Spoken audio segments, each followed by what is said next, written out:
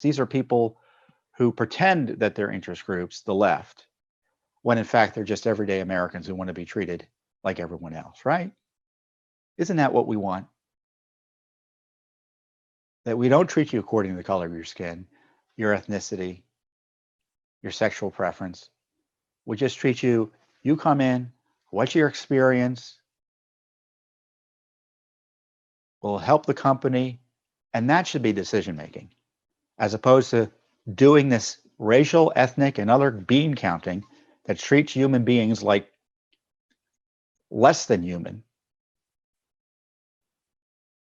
by failing to recognize their individuality and treating them as a member of a group only. It's really morally reprehensible.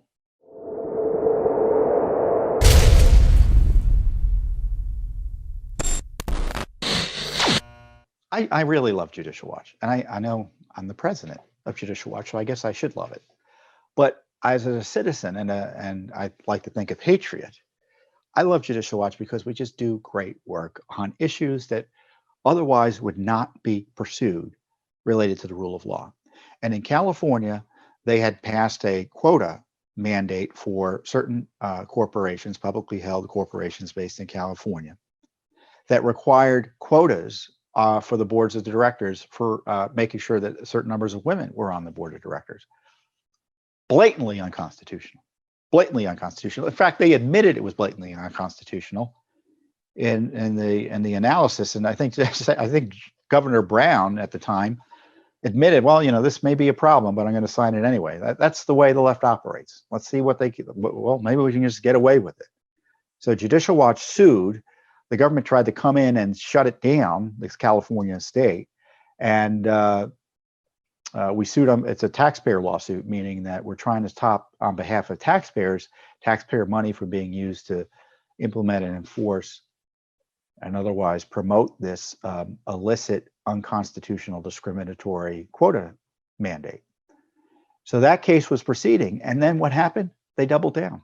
California then passed, the leftist politicians, another quota bill that expanded the requirements that they have to satisfy racial, ethnic, sexual preference, and transgender status quotas by the end of the 2021 calendar year. And an analysis of a Senate bill, the Senate floor analysis in the California state legislature, says the bill draws distinctions based on race and ethnicity, and therefore it is, quote, suspect, and that the existence of a general societal discrimination will not ordinarily satisfy courts. So just saying, oh, well, generally out there's discrimination, and I question whether there is discrimination as being alleged here. Therefore, we can require quotas, which treats people according to their race and gives unequal treatment under the law according to race and other improper categories of information, categories of demographic categories, I think is the best way to put it. So the law, AB 979, requires publicly held corporations to have a minimum. Here's the detail that will drive you crazy. Publicly held corporations must have a minimum of one director from an underrepresented community on its board by the end of 2021, and up to 3 underrepresented community board members by the end of 2022. And of course, it identifies these underrepresented communities as people who, quote, self-identify, which just, that makes your head spin, doesn't it? Self-identify. So could you have a male self-identifying as a female to become a woman board member, or a, dare I say it, a white person self-identifying as a black person, or a Hispanic self-identifying as,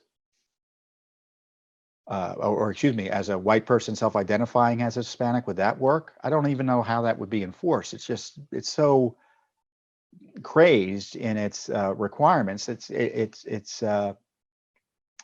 a reason why these laws don't work, because not only are they unconstitutional, but they make no sense intellectually or ethically. So these are the individuals who would be mandated, the groups: Black, African American,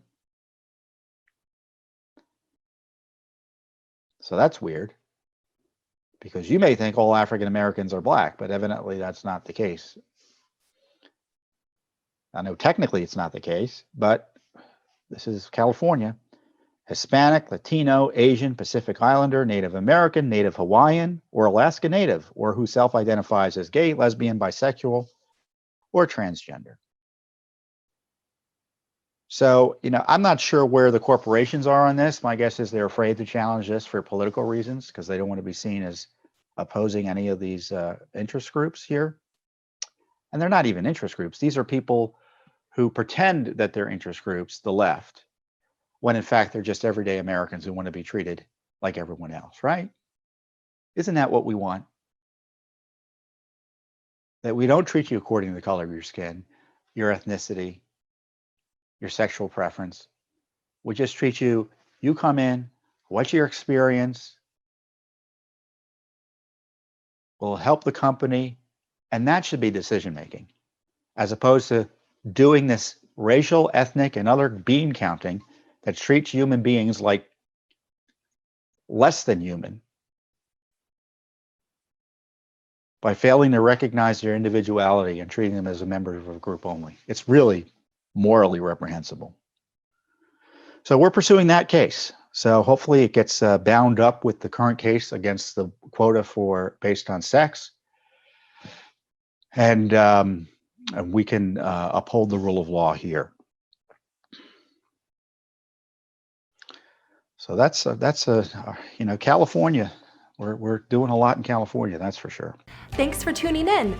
Be sure to subscribe to our YouTube channel to catch all the latest news from Judicial Watch.